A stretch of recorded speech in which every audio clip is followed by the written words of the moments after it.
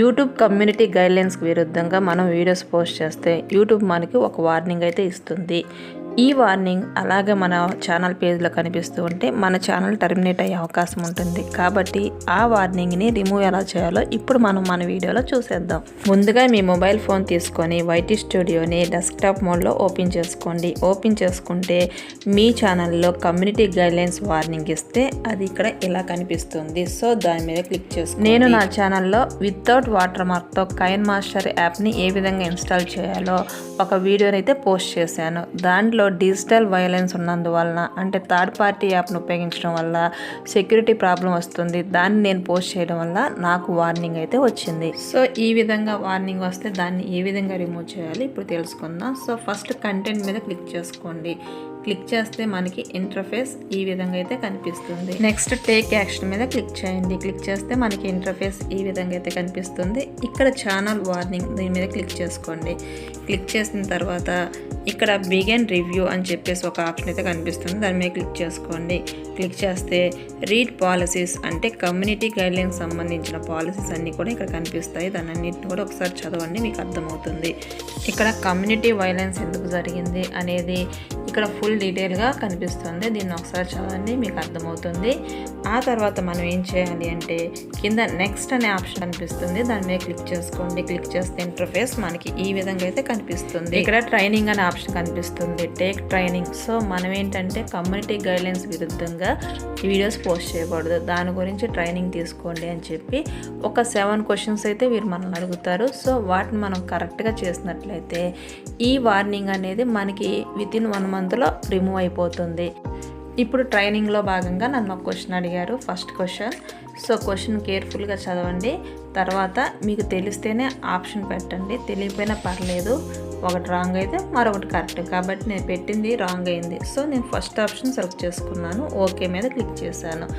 Click చేస్తే ఇక్కడ correct అని వచ్చింది. So that is right. Right అని ఎప్పుడైతే వస్తుందో సెకండ్ క్వశ్చన్లోనికి వెళ్తాము. మరలా చదవండి, క్వశ్చన్ కేర్ఫుల్గా చదవండి. సో మీకు అర్థమైతే ఫస్ట్ లేదా సెకండ్ మీ ఇష్టం వచ్చిన ఆప్షన్ పెట్టండి. కానీ రాంగ్ అని వస్తే మాత్రం నెక్స్ట్ ఆప్షన్ మీద క్లిక్ చేసుకోండి. వీటిలో ఏదో ఒకటి రైట్, ఒకటి రాంగ్ అయితే మరొకటి రైట్. సో నేను పెట్టిన సెకండ్ కూడా రాంగ్, కాబట్టి నేను ఫస్ట్ ఆప్షన్ మీద క్లిక్ చేసుకున్నాను. సో అది కరెక్ట్. ఓకే. నెక్స్ట్ ఏంటంటే థర్డ్ క్వశ్చన్. ఈ థర్డ్ క్వశ్చన్ కూడా నేను ఇక్కడ ర్యాండమ్గా పెడుతున్నాను. అంటే నేను పెట్టిందే కరెక్ట్ కాదు, మీకు వేరేలాగా కూడా అడగవచ్చు. మీ కంటెంట్ని బట్టి వేరేలాగా కూడా అడగవచ్చు. సో దానికి కరెక్ట్ ఆప్షన్ పెట్టండి. మీకు తెలియకపోతే రాంగ్ అయింది, బి రాంగ్ అయింది కాబట్టి ఏనే కదా కరెక్ట్. సో ఆ విధంగా మీరు క్లిక్ చేసుకోండి. సో దట్ ఈజ్ రైట్ అనే ఆప్షన్ వచ్చింది. ఆ తర్వాత నన్ను ఫోర్త్ క్వశ్చన్ అడుగుతుంది. దీనికైతే నేను ఇక్కడ ఎస్ అని క్లిక్ చేశాను. సో ఫోర్త్ క్వశ్చన్కి ఒకసారి చదవండి. ఆన్సర్ ఈజ్ నో అని క్లిక్ చేశాను. చెక్ చేద్దాం ఆన్సర్ రైటా రాంగా చెక్ చేద్దాం. సో చెక్ చేస్తే నేను మరలా ఎస్ అని పెట్టాను, ఇది రైట్ అయింది. నెక్స్ట్ ప్రతి క్వశ్చన్కి కింద నెక్స్ట్ అని ఉంటుంది. నెక్స్ట్ మీద క్లిక్ చేసుకోండి. నెక్స్ట్ క్వశ్చన్లోకి వెళ్తాము. So next fifth question. దీన్ని కూడా ఒకసారి చదవండి.